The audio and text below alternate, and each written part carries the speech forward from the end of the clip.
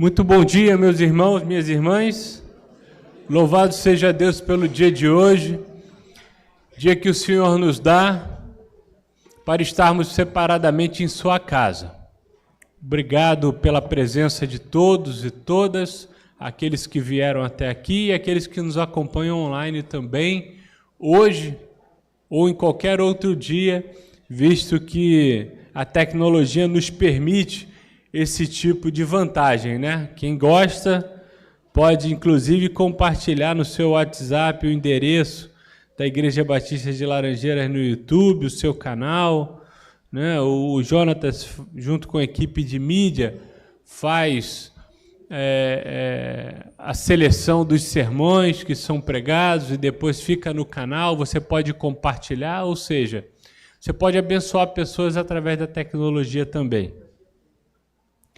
Louvo a Deus por esse primeiro domingo de junho. O pastor Eliezer nos lembrou que como está passando rápido o ano, né?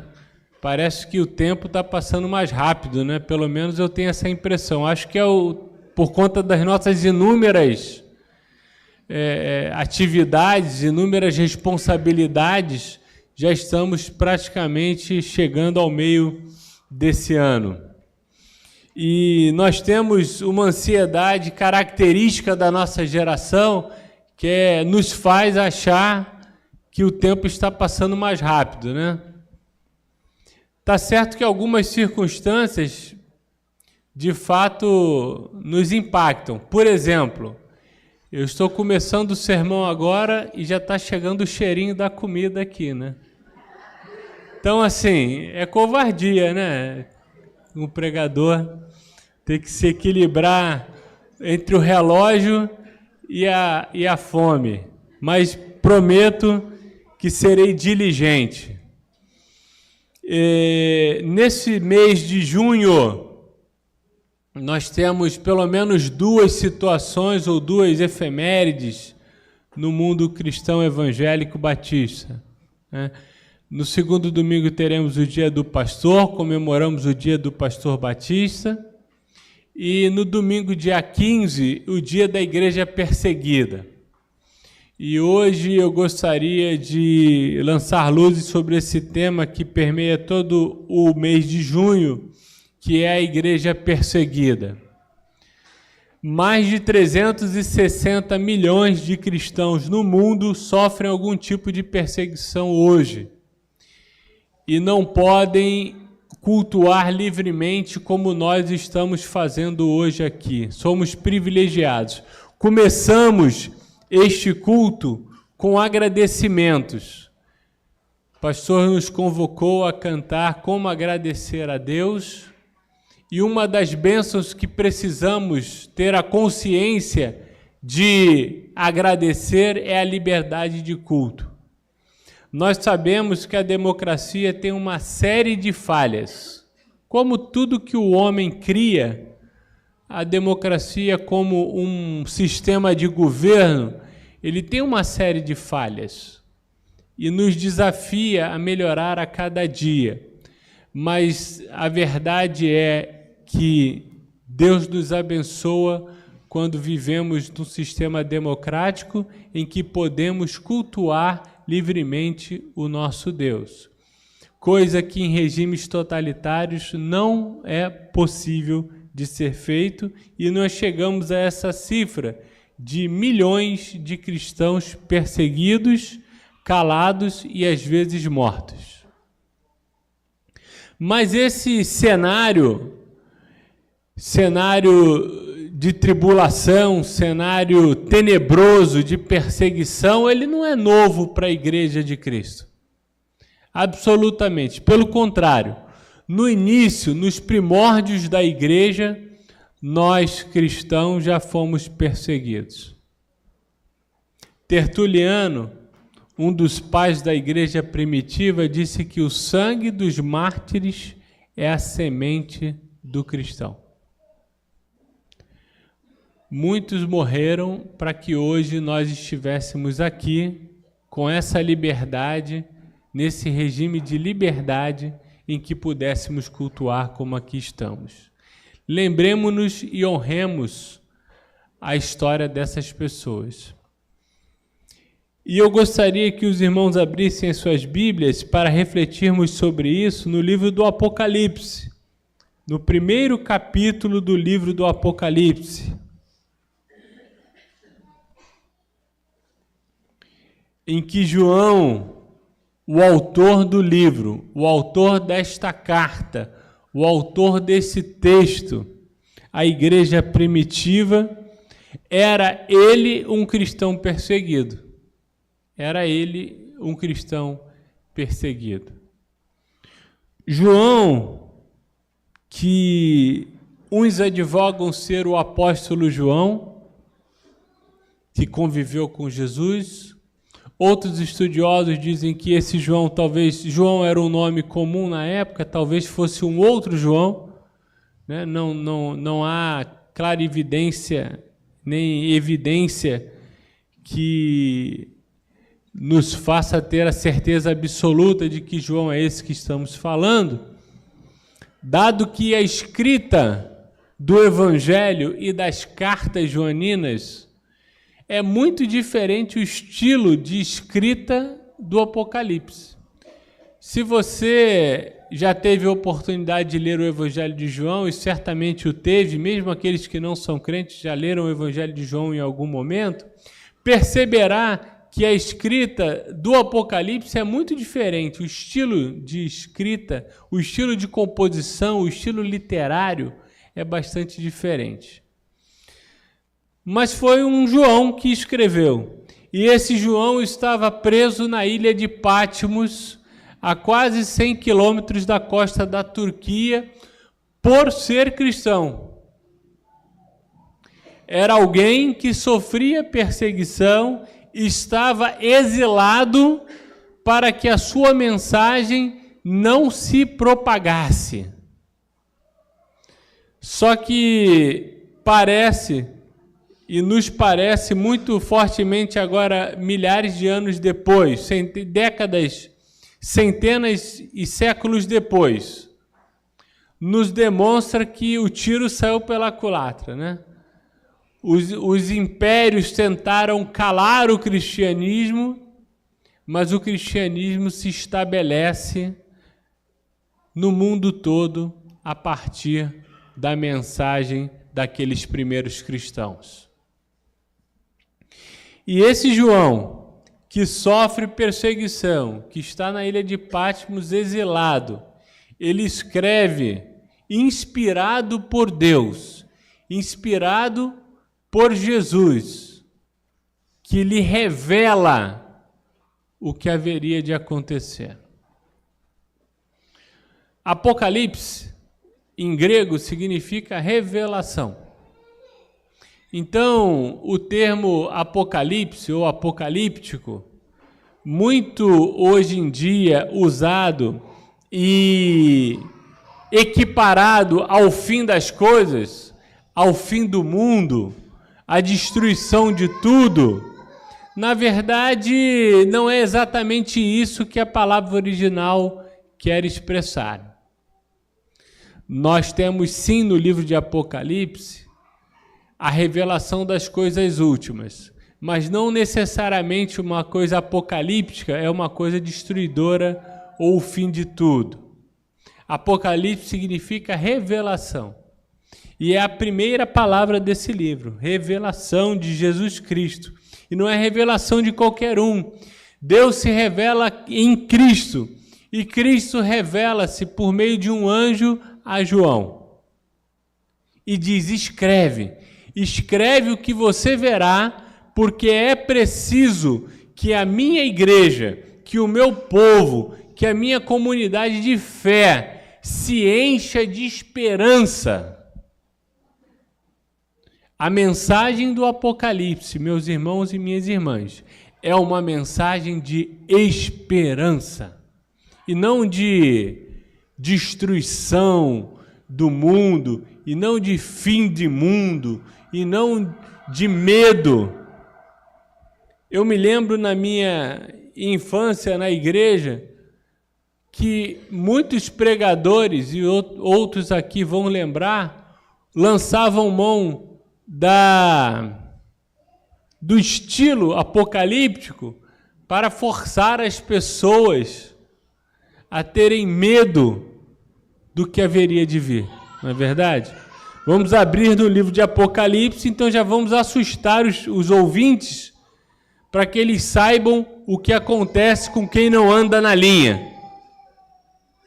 Quando não é isso, né? A mensagem apocalíptica é uma mensagem de esperança, de encher os nossos corações e saber que apesar das perseguições, apesar das desgraças, apesar das perdas, apesar dos vales, nós podemos ter esperança. E quem outorga essa esperança é o autor e consumador da nossa fé, como nós cantamos aqui nessa bela e antiga canção agora há pouco. É Jesus. Jesus, o Filho de Deus. Jesus, Deus encarnado, o Evangelho, a Boa Nova. É Ele quem nos enche de esperança. E João diz assim no versículo 9 do capítulo 1, no início da sua revelação. Eu, João, irmão e companheiro de vocês no sofrimento, no reino e na perseverança em Jesus. Estava na ilha de Pátimos, por causa da palavra de Deus e do testemunho de Jesus. No dia do Senhor, achei-me no Espírito e ouvi por trás de mim uma voz forte como de trombeta que dizia: escreve num livro que você vê e envie a estas 7 igrejas: Éfeso, Esmirna, Pérgamo, Tiatira, Sardes, Filadélfia, Laodiceia. Voltei-me para ver quem falava comigo. Voltando-me, vi 7 candelabros de ouro, e entre os candelabros alguém semelhante a um filho de homem, com uma veste que chegava aos seus pés e um cinturão de ouro ao redor do peito. Sua cabeça e seus cabelos eram brancos como a lã, tão brancos quanto a neve, e os seus olhos eram como chama de fogo. Seus pés eram como bronze numa fornalha ardente, e sua voz como o som de muitas águas. Tinha em sua mão direita 7 estrelas, e da sua boca saiu uma espada afiada de 2 gumes. Sua face era como o sol, quando brilha em todo o seu fulgor. Quando o vi, caí a seus pés como morto. Então ele colocou sua mão direita sobre mim e disse: não tenha medo, eu sou o primeiro e o último, sou aquele que vive. Estive morto, mas agora estou vivo para todo sempre, e tenho as chaves da morte e do inferno em minhas mãos. Escreva, pois, as coisas que você viu, tanto as presentes como as que irão acontecer. Este é o mistério das 7 estrelas que você viu na minha mão direita e dos 7 candelabros e 7 estrelas. São os anjos das 7 igrejas e os 7 candelabros são as 7 igrejas.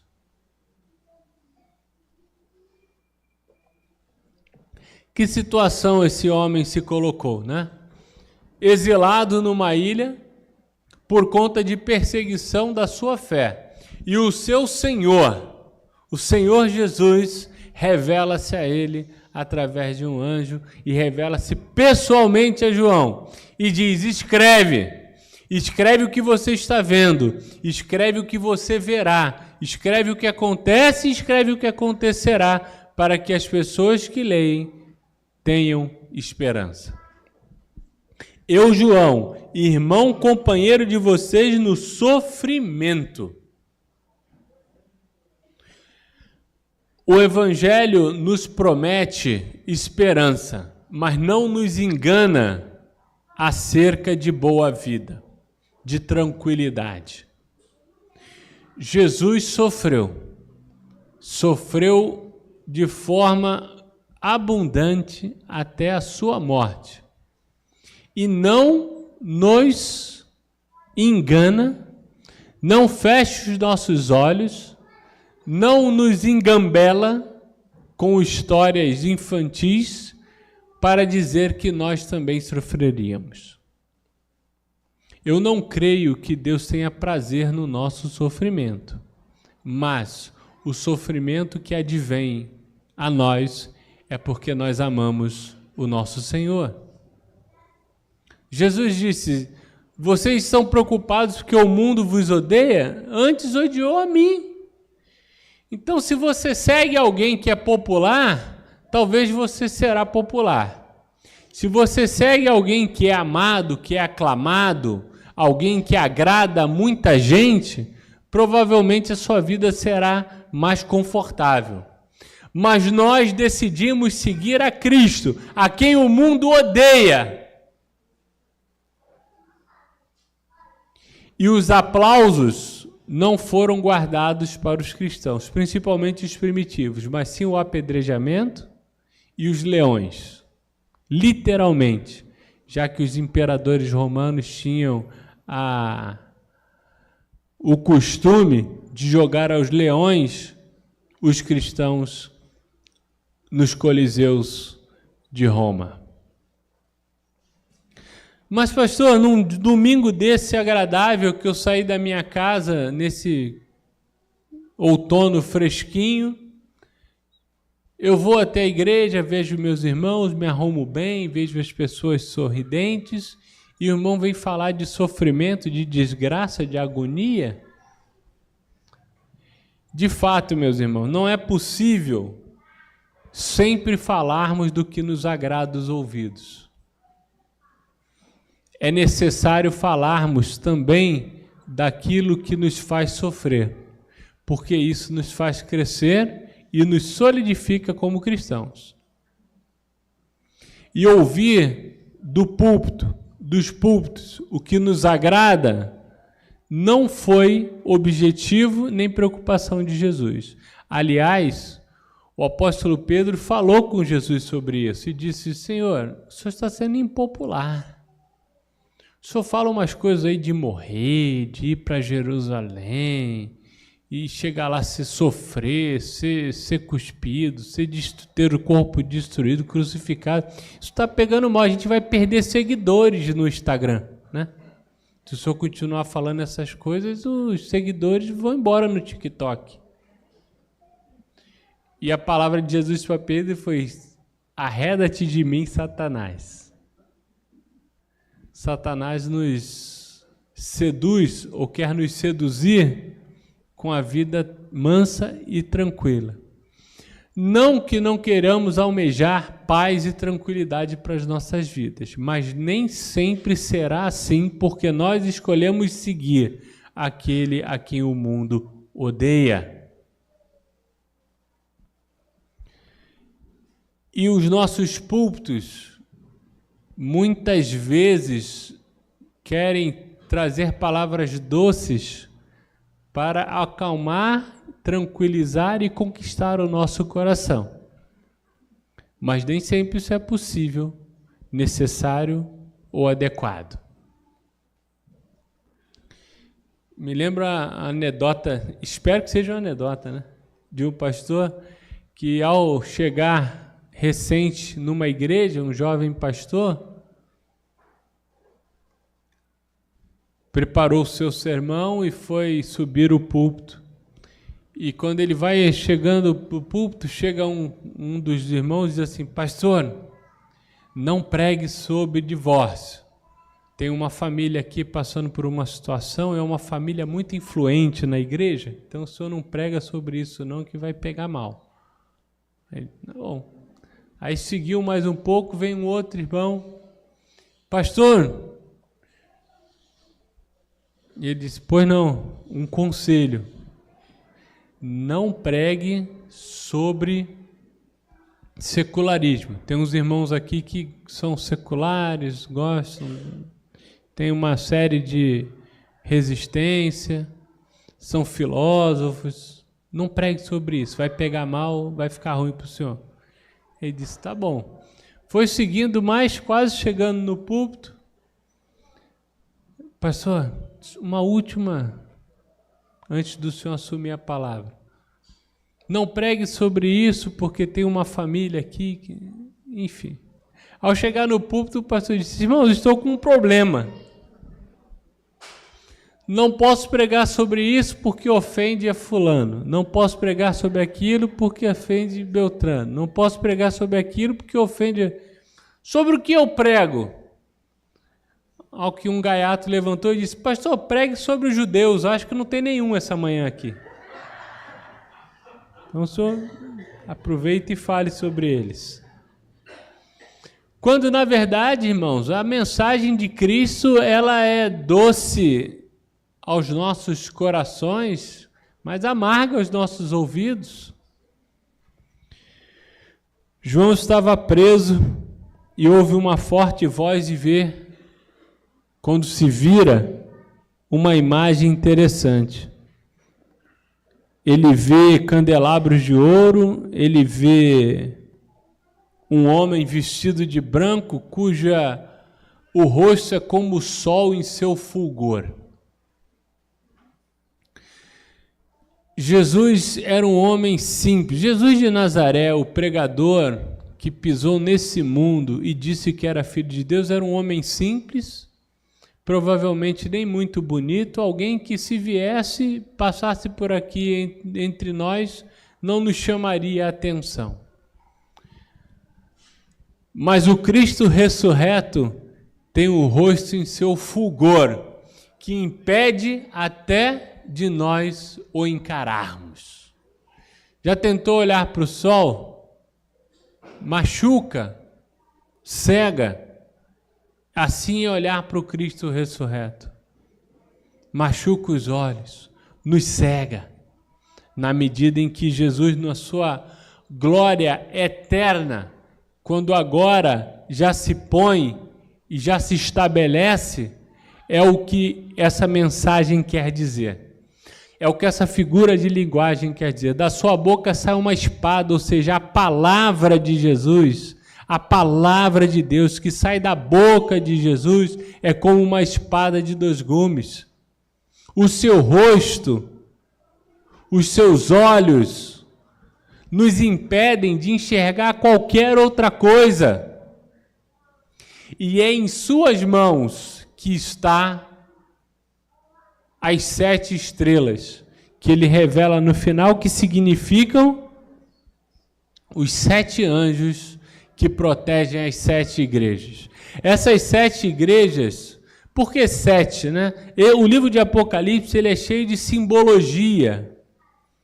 O 7 significa perfeição. 7 é o número da perfeição no imaginário judaico antigo. E essas igrejas são as 7 principais cidades do mundo antigo. Ou seja, toda a igreja mundial, a igreja universal.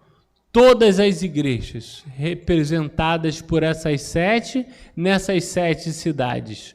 Os seus anjos que os protegem estão na mão direita de Jesus. A Igreja Batista de Laranjeira, os anjos que as protegem, está na mão direita de Jesus. Nós estamos em sua mão. Aquele que é o alfa e o ômega, o princípio e o fim, o início e o derradeiro. É esse o Deus a quem servimos, meus irmãos. Não temamos.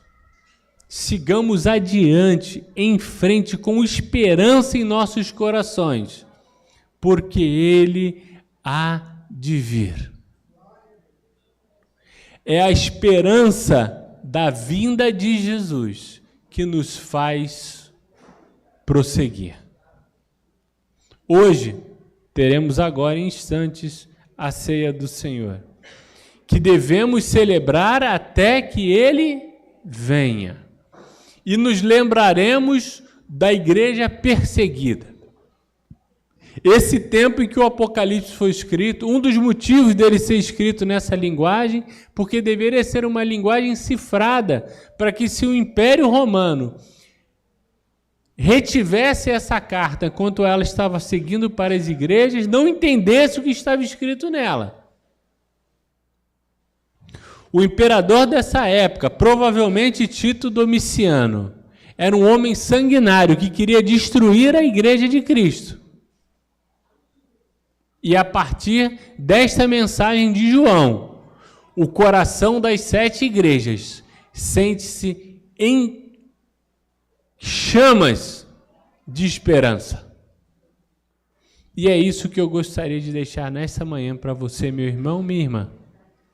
Apesar dos vales, dificuldades, perseguições pelas quais você passa, nada vai se comparar à perseguição desta igreja iniciante ou da igreja perseguida de hoje, em que pessoas são mortas por confessar sua fé em Jesus. Mas eu sei também que quem está passando por uma situação difícil, a perseguição para ela, aquela ali é a pior de todas, não é verdade? Porque tem gente sofrendo, mas eu estou sofrendo aqui, pastor. E no meu sofrimento eu não encontro paz. Saiba, meu irmão, minha irmã, que você e o seu sofrimento e a sua vida estão na mão direita de Jesus. E Ele há de encher o seu coração de esperança. E é com essa esperança que eu convido os irmãos a se achegarem à mesa de Cristo Jesus. Vamos nos achegar à mesa de Cristo para silenciosamente proclamar que Ele morreu, teve o seu corpo moído, o seu sangue derramado por amor de nós. Cristo morreu por nós, enquanto ainda éramos pecadores, para nos lavar do pecado e nos purificar de toda injustiça. E é isso que enche o nosso coração de esperança. Tenha uma semana esperançosa na presença de Jesus. Participe da ceia do Senhor com um coração grato por viver num país, numa cidade em que você pode fazê-lo publicamente e com um coração cheio de esperança por aqueles que não o podem. Pense e ore e interceda por aqueles que vivem em regimes totalitários que não permitem que Jesus seja proclamado publicamente. Com o coração grato e com o coração cheio de esperanças, eu convido os irmãos nesta manhã a participar da mesa do Senhor em nome de Jesus. Amém. Amém.